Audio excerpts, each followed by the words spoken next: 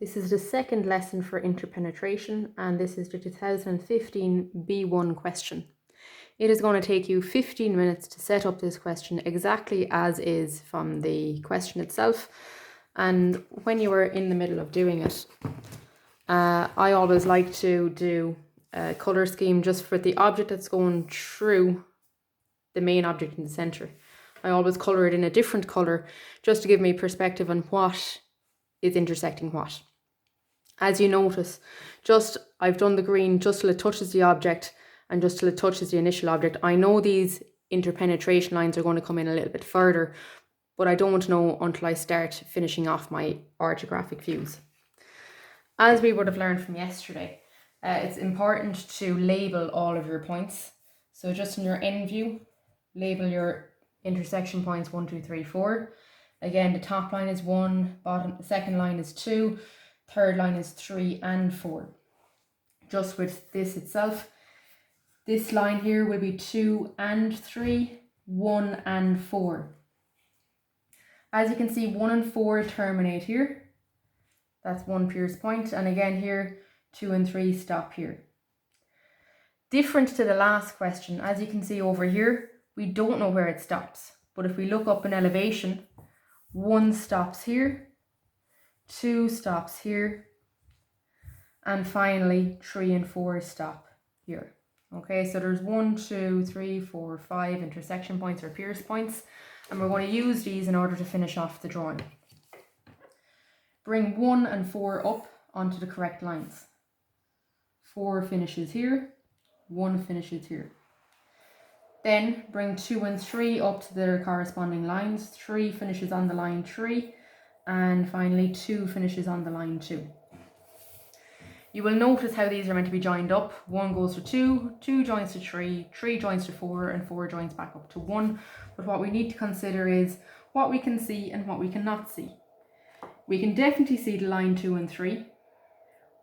We might not be able to see 1 and 4 because it's at the back, so just bear this in mind, it will be hidden detail. So I'll start off with that one. 1 to 4 is hidden detail. Show it as a dashed line like you've always done. This is a sloped line, so you will see that it's at the front. 2 joins to 3. And because 3 is at the front, we're going to see that for definite. So that'll be a heavy line all the way in, as will 1 on top, it will be heavy all the way in. And again, 2, you will see it also because it's at the front. Once you've that done, we can then shade in how far that green object is intersecting. Repeat the process for the right hand side of the question. Okay, but this time it's in the elevation we have these points, and we need to transfer them down into plan. We're going to bring 1 down onto the line 1, 2 onto the line 2, 3 and 4 onto the lines 3 and 4, which we can get just as endpoints. 3 will be here and 4 will be here.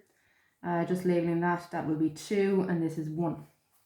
As you know from earlier on, 1 joins to 2, 2 joins to 3, 3 joins to 4, and 4 joins to 1.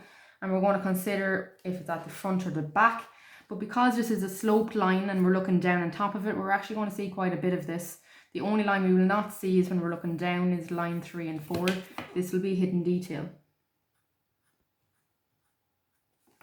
Okay, 4 joins all the way to 1. 1 joins to 2. Because 2 is on top, I actually can't see that line to 3, but 2 takes precedence, it will be a heavy line also.